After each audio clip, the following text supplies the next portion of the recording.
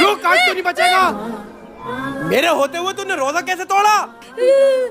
तुझे पता है ना मेरे कहर का, मैं जंजीर से बांध कर मारता हूँ। तोड़ेगा रोजा, तोड़ेगा।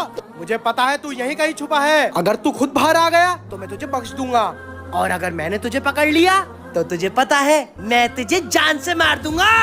या अल्लाह, तू मुझे इमाम साहब की कैसे बचा ले, मैं आज के बाद कभी रोजा नहीं तोड़ूंगा। अच्छा, तो यहाँ छुपा है तू। अरे ये कहाँ चला गया? अभी तो ये यहीं था।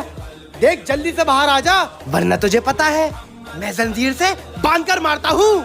जल्दी बाहर आ जा, रोजा तोड़ने पे मैं तुझे हरगिज़ माफ नहीं करूंगा। अब दुनिया की कोई भी ताकत तुझे मुझसे बचा नहीं सकती।